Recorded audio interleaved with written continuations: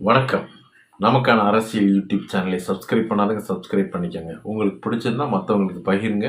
உங்களுடைய கருத்துக்களை பதிவு செய்யுங்க. ஒரு சாமானியனா என்னுடைய கருத்துக்களை நான் பதிவு செய்கிறேன். மாணவி பாலியல் பலாத்காரம் விவகாரம் யார் அந்த சார் என்பதற்கு ஆதாரம் கொடுக்கலாம்.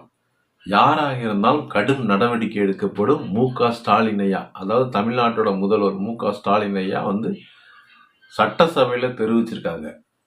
இது எப்படி தெரியுமா இருக்கு? இந்த வடிவேல் படத்துல சொல்லு சொல்லு யாரு சொல்லு, நீ தான் தைரியமான ஆளச்சே சொல்லு, அப்படிதான் இருக்கு. நீங்க சட்டசபையில இது பேசுறத பார்த்தா இந்த வடிவேல் காமெடி மாதிரியே இருக்கு. ஆமா, கனவுல எல்லாம் வந்து போகுமா இல்லையா அப்படின்னு வடிவேல் சொல்லாம பாருங்க, அந்த மாதிரி இருக்கு. இன்னொன்னு சொல்ல போனா, தூத்துக்குடியில மணல் கொள்ளையை தடுத்த ஒரு அதிகாரி அதெல்லாம் ஞாபகப்படுத்தும். இந்த மாதிரி எல்லாம் நீங்க சட்டசபையில சொன்னீங்க அப்படின்னா, இதை சொல்றதுக்காயா நீங்க சொல்லுங்க பார்ப்போம். ஒரு மாநிலத்தின் முதல்வர், காவல்துறை கட்டுப்பாடு உங்க கட்டுப்பாடுல இருக்கு. எவன் தவறு பண்ணா, அந்த தவறுக்கு யாரெல்லாம் துணை போனா, யாரெல்லாம் அந்த தப்பு அதிகமா யாரெல்லாம் பண்ணியிருக்காங்க, அவங்களெல்லாம் ஒரு நாள் 2 நாள தூக்கி கொண்டாந்து தண்டனை கொடுக்க முடியாதா?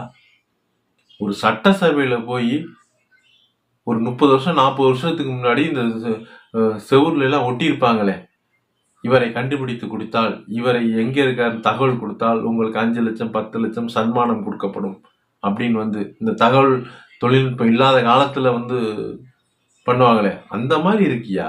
நாடு வளர்ந்துருச்சு. ஒவ்வொரு நிமிஷமும் என்ன நடக்குது அப்படிங்கிறத மக்கள் நேரலையில தெரிஞ்சுக்கிட்டு இருக்காங்க. அவ்வளவு தொழில்நுட்பம் வந்த காலத்துல போய் நீங்க சட்டசபையில இதுக்கு யாரு காரணம் என்பதற்கு ஆதாரம் கொடுக்கலாம்னு சொல்லியிருக்கீங்க. எவன் கொடுப்பேன் சொல்லுங்க, எவன் கொடுப்பேன்? ஒரு அரசு அதிகாரி மணல் கொள்ளையை தடுத்ததுக்கு அவர் அலுவலகத்திலே போய் வெட்டி கொன்றாங்க. அப்ப நீ ஒரு தப்பு பண்றவனை என்ன பண்ணணும்? திமுக ஆட்சிக்கு வந்துச்சுன்னா எவன் தப்பு பண்ணாலும் அவனுக்கு தண்டனை உறுதி அப்படிங்கிற நிலையில உருவாக்கணும். அதைத்தானே நீங்க சட்டசபையில பேசணும். உங்களுடைய ஆட்சியில தவறு பண்ணா அவனுக்கு தண்டனை இல்லை. ஆனா எங்களுடைய ஆட்சியில நாங்க வந்தா எவன் தப்பு பண்ணாலும், எவ்வளவு பெரிய அதிகாரியா இருந்தாலும், எவ்வளவு பெரிய அமைச்சர் மகனா இருந்தாலும் நாங்க தண்டனை கொடுப்போம். யாருக்கு எந்த பாகுபாடு இல்லை அப்படின்னு நீங்க தண்டனைக்கான தவறுக்கான தண்டனை கொடுத்துட்டு நீங்க இந்த மாதிரி எல்லாம் பதிவு பண்ணணும் சட்டசபையில.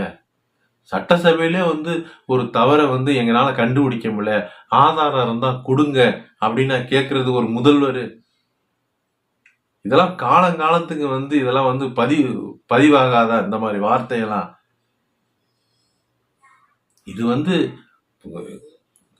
2026க்கு பிறகு ஏதாவது ஒரு கட்சி வெற்றி பெறும். ஆனா திமுக அதிமுக ஏதாச்சும் ஒண்ணு வெற்றி பெறும். அந்த வெற்றியோடு அதுக்குண்டான முடிவு விழாவும் உண்மையிலேயே நடக்கும்.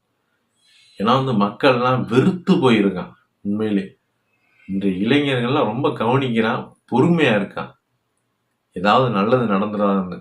நீங்களாம் என்ன நினைக்கிறீங்கன்னாக்க, எல்லாருக்கும் 1000 500 கொடுத்தா எல்லாத்தையும் கண்டு காணாம போவாங்க அப்படின்னு நீங்கெல்லாம் நினைச்சுக்கிட்டு இருக்கீங்க. அது எதுவுமே பலிக்காது. எவ்வளவு காலத்துக்கு இந்த 500 1000 கொடுத்து இந்த மாட்டு மக்களை முட்டாளாக்க முடியும்? எல்லா தவறுகளையும் மறைக்க முடியும். அப்ப தயவு செய்து எவன் தப்பு பண்ணினாலும் அவனுக்கான தண்டனையை கொடுங்க. அதுதானே தவறு பண்ணாம இருக்கிறதுக்கு உண்டான வழிவகைகளை செய்யும். நீங்க ஆளாளுக்கு நீங்க பொள்ளாச்சியோட விவகாரத்துல நீங்க என்ன செஞ்சிட்டீங்க அப்படின்னு கேட்கறதும், அப்ப தவறு பண்ணலாம். இவங்க 2 ஆட்சி வந்தாலும் என்ன வேணாலும் தப்பு பண்ணிக்கலாமியா, பிரச்சனை இல்லையா அப்படின்ற மாதிரிதான் நினைப்ப தவறு பண்ணவனுக்கு கொடுக்குது, எண்ணத்தை கொடுக்குது. மக்கள் இதெல்லாம் கவனிக்கணும், உண்மையிலே கவனிக்கணும். மக்கள் கவனிச்சு வாக்கு செலுத்துங்க தயவு செய்து. இன்னும் மேலும் மேலும் முட்டாளாக இருக்க வேண்டாம். வாக்களிக்கும் மக்கள். அதிகாரம் உண்மையிலேயே சாமானியர்களிடம் தான் இருக்குது. இந்த அதிகாரத்தோட பலத்தை பாமர மக்கள் உணராத வரை தயவு செய்து நல்ல தலைவர்களை தேர்ந்தெடுக்க முடியாது. நன்றி, வணக்கம்.